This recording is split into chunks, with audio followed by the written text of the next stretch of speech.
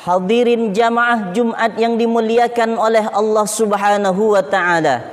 Ada orang-orang yang ciri-ciri salatnya rusak dan rugi di hadapan Allah Subhanahu wa taala. Yang semestinya salat itu merupakan surganya di dunia untuk orang-orang yang beriman kepada Allah Subhanahu wa taala. Kenapa orang ini bisa dikategorikan menjadi orang yang mempunyai ciri-ciri salat yang rusak di hadapan Allah dan rugi? Apa yang menyebabkan orang ini semacam ini dalam pandangan Allah Subhanahu wa taala? Pertama, salat yang dikerjakan oleh orang yang beriman tersebut dijadikan beban dalam kehidupan.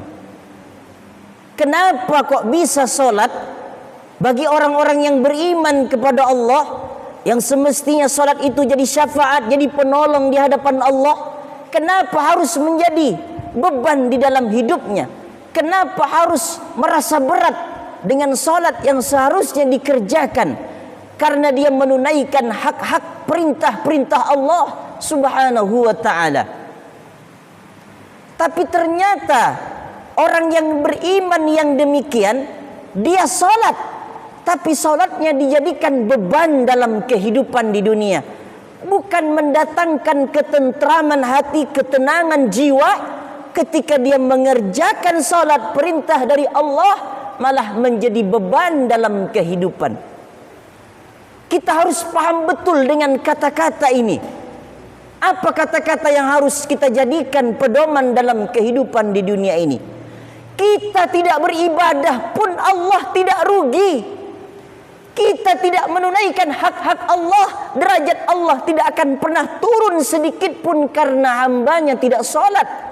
Satu dunia tidak ada orang yang mengerjakan salat, Allah tetaplah Allah. Allah tidak pernah mengambil manfaat, Allah tidak pernah mengambil keuntungan dari salat yang dikerjakan oleh hamba-hamba Allah.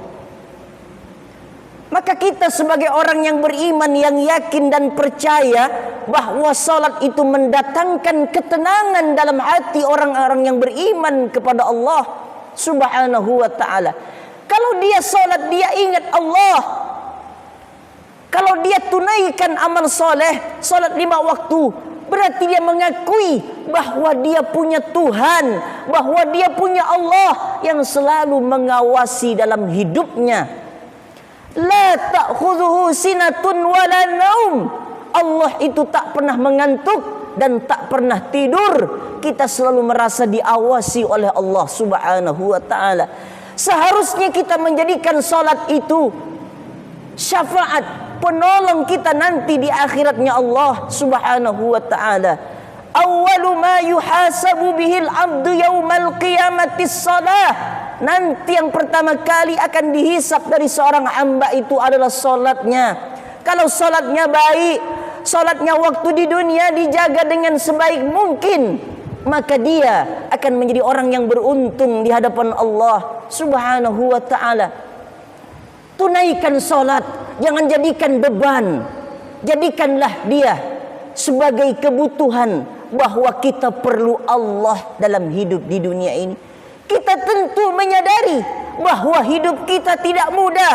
Hidup kita tidak seperti mudah membalikkan telapak tangan. Kita perlu Allah, kita perlu bimbingan Allah, kita perlu hidayah dari Allah. Jadikanlah salat itu sebagai bentuk pengabdian yang paling baik kita di hadapan Allah Subhanahu wa taala. Jangan jadikan salat itu sebagai beban. Kalau kita jadikan salat sebagai beban, maka kita mempunyai ciri-ciri salat yang rusak, salat yang rugi di hadapan Allah Subhanahu wa taala. Ini ciri pertama. Ciri yang kedua, orang itu rusak salatnya di hadapan Allah, rugi dia di hadapan Allah. Dia riya di dalam salatnya. Dia kerjakan salat tapi dalam hatinya punya perasaan riya. Riya itu apa? Kalau dilihat oleh orang lain dia semangat, tapi kalau tidak dilihat oleh orang lain, maka dia anggap sepele perintah Allah Subhanahu wa taala. Allah Maha cemburu. Allah Maha cemburu kepada hamba-hambanya. yang semestinya dia kerjakan salat mencari ridho Allah, tapi kenapa ditanamkan oleh orang yang beriman ini? Dia riak dalam salatnya, dia beramal soleh ingin dipuji oleh orang lain, dia beramal soleh ingin dilihat oleh orang lain, dia bersemangat beramal soleh, kalau amal solehnya salatnya dilihat oleh orang lain. Ini ciri-ciri orang yang salatnya rusak nanti di hadapan Allah, tak punya dia pembelaan nanti di hadapan Allah kalau dia tidak memperbaiki kualitas salatnya di hadapan Allah Subhanahu wa taala. Ciri yang ketiga, orang yang salatnya rusak dan rugi di hadapan Allah Subhanahu wa taala, dia sering melambat-lambatkan waktu salat. Terus menerus berada dalam kelalaian beribadah kepada Allah. Dia tidak mau melaksanakan salat sesuai dengan apa yang sudah diperintahkan oleh Allah Subhanahu wa taala. Apa kata Allah? Innas salata kanat 'alal mu'minina kitaban mauquta. Sesungguhnya salat bagi orang-orang yang beriman itu waktu-waktunya sudah ditentukan oleh Allah Subhanahu wa taala. Jangan lalai dengan salat, jaga waktu salat dengan baik, jaga waktu salat di hadapan Allah supaya kita tidak rusak salat kita. Fawailul lil musallin alladzina hum an salatihim sahun. Celaka orang yang salat. Orang salat masih disebut celaka oleh Allah Subhanahu wa taala, yaitu orang-orang yang lalai dengan waktu-waktu salat yang sudah ditetapkan oleh Allah Subhanahu wa taala. Dia tunaikan salatnya, tidak mengikuti waktu yang sudah dianjurkan oleh Allah, yang sudah dianjurkan oleh Rasulullah sallallahu alaihi wasallam.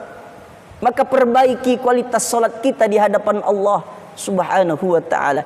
Ciri keempat, orang yang akan rusak salatnya di hadapan Allah Subhanahu wa taala, orang ini salatnya sedikit sekali mengingat Allah. Dia salat tapi dia sedikit sekali mengingat Allah. Dia tidak paham dengan bacaan-bacaan salat yang dikerjakan. Sujudnya tidak nikmat. Bacaan-bacaan salatnya tidak menghadirkan ketenangan. Kenapa? Karena dia banyak menghayal dalam salatnya, sedikit sekali dia ingat Allah Subhanahu wa taala. Ketika dia salat, dia masukkan dunia, dia pikirkan pekerjaan-pekerjaan dunia. Dia masukkan kehidupan dunia dalam salatnya, sehingga salatnya, kualitas salatnya menjadi kualitas yang buruk, tidak baik dalam pandangan Allah Subhanahu wa taala. Hati-hati kalau kita masih sering melaksanakan salat yang demikian. Kita harus melaksanakan salat, berusaha kita untuk khusyuk di hadapan Allah, walaupun sulit untuk meraih predikat khusyuk di hadapan Allah, tapi tentu kita menyadari bahwa ketika salat Allah akan membuat hati kita tenang. Huwallazi anzala as-sakinata fi qulubil mu'minin. Dialah Allah yang menghadirkan ketenangan di dalam hati orang yang beriman kepada Allah Subhanahu wa taala. Ala bi dzikrillah tatmainnul qulub. Ingatlah, hanya dengan mengingat Allah maka hatinya menjadi tenang, hatinya akan tentram, hatinya akan diberi syafaat oleh Allah melalui salat yang dikerjakannya. Yang kelima, ciri-ciri orang salatnya rusak, rugi di hadapan Allah, tidak ada tumakninahnya. Cepat sekali dia melaksanakan salat, cepat sekali dia tunaikan salatnya di hadapan Allah. Tumakninah itu artinya berhenti sejenak. Kita harus ikut rambu-rambu dalam salat. Kita harus patuhi betul-betul salat kita di hadapan Allah Subhanahu wa taala. Ciri yang kelima ini harus kita patuhi salat itu. Janganlah terlalu kita cepat-cepat melaksanakan salat. Kita harus nikmati salat kita, bahwa kita sedang menghadap kepada yang maha besar. Kita akui dalam salat takbiratul ihram, Allahu akbar, Allah maha besar. Dunia kecil, kendaraannya kecil, rumahnya kecil, kekayaannya kecil, yang besar hanyalah Allah. Kita harus fokus dalam melaksanakan salat. Jangan kita mempercepat salat kita tanpa memperhatikan tumakninah, supaya kualitas salat kita, ciri-ciri salat kita dianggap baik oleh Allah Subhanahu wa taala, sehingga salat kita tidak rusak dalam pandangan Allah, tidak rugi di hadapan Allah. Barakallahu li wa lakum fil Qur'anil azim wa nafa'ani wa iyyakum bima fihi minal ayati wadh-dhikril hakim wa taqabbala minni wa minkum tilawatahu innahu huwal ghafurur rahim.